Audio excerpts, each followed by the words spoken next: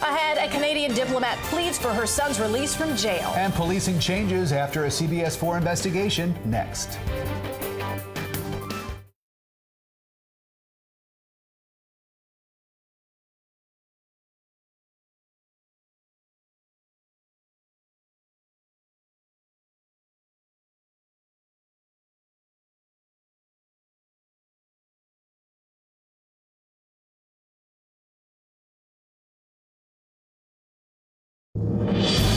Now at 11, a plea for mercy.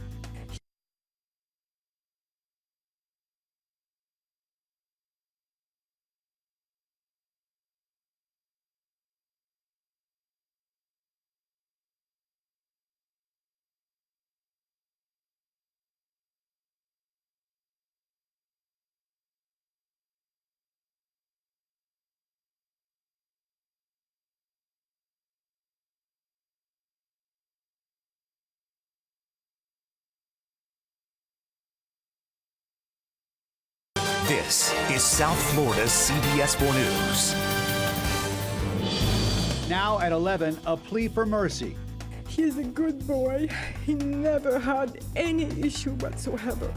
A Canadian diplomat's son charged in a double murder. He just was highly influenced by his older brother. Tonight, the emotional moments inside the courtroom. And the teenager's mother taking the stand at her son's bond hearing today. He's charged with murder in an alleged drug dealer ambush that left his brother and another man dead. CBS 4's Carrie Codd is live at the Metro Justice Building in Miami with more. Carrie.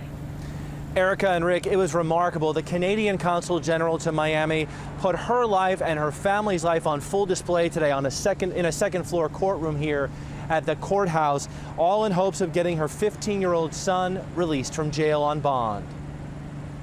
He's a good boy. A tearful Roxanne Dubé, the Canadian Consul General to Miami, begged a Miami-Dade judge to release her son Mark Wabafi-Abazu on bond while he awaits trial for felony murder. She promised to keep close tabs on him. But my life is a life of integrity, hard work, determination, and obtaining whatever I did through that. So if I give you my word, I mean it. Dubé opened a window into her family's world and the events that led to this fateful day. Police say this video shows Mark's brother Jean exiting their mom's car with diplomatic plates last March at an apartment building on Coral Way. Investigators say Jean hoped to rip off a drug dealer, and then Jean and Joshua Wright shot and killed each other inside the apartment. Mark is accused of being part of a crime where someone was killed.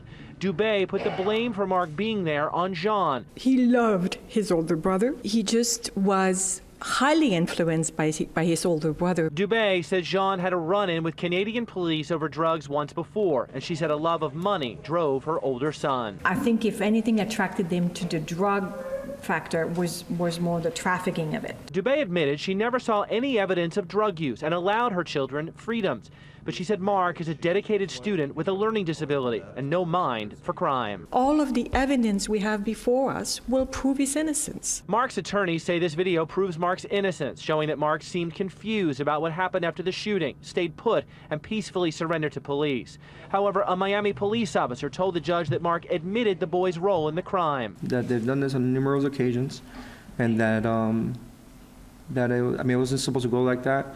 And you know, they were there to rob from these people from their narcotics. His mother says she cannot believe that and feels guilt over what happened. I wish I could go back, undo this. All the parties are expected to reconvene here at the courthouse next Wednesday morning. That is when the judge is expected to announce her decision on whether she will grant bond to Mark Wabafi-Abazu. Live in Miami, Carrie Codd, CBS 4 News Tonight. Carrie, thank you. A Broward County substitute teacher is locked up tonight, accused of having sex with several underage girls. And tonight, police fear there could be more victims out there. CBS 4's Maggie Newland is live at the Broward County Jail in Fort Lauderdale. Maggie. Erica, in court, a judge says he's concerned about the safety of young girls in the community. And tonight, this substitute teacher is at the Broward County Jail. The court will set your bond on each count at $100,000. for count 1 through 7. Carlos Rojas Paz buried his head in his hands after hearing he's being held on $700,000 bond. Police say the substitute teacher and athletic trainer at Boyd Anderson High School had a sexual relationship with a student for nearly a year. He's my athletic trainer for flag football, so I wouldn't expect him to do anything like that. For that to happen, I feel like he let us down as a school. According to the school district, he was an athletic trainer from Broward Health who worked with student athletes. Students say he worked with girls on the track team and flag football team. It does appear that in your position as a substitute teacher and perhaps a football coach, you've allegedly preyed on young women. Police say Rojas had sex with the student who was 16 when they met in his apartment in Sunrise. His roommate didn't want to talk. I'd rather not say anything unless speak to his family. But police hope other potential victims would come forward. Investigators say Rojas also admitted having sex with 2 other underage students and exchanging sexually explicit photos with a 14-year-old. We've determined that there are additional victims, and we have concerns that there may be even more that have not been identified yet. And if you believe you know of any potential victims, you can contact Broward County Crime Stoppers at 954-493-TIPS. Live at the Broward County Jail, Maggie Newland, CBS 4 News Tonight. Thank you, Maggie.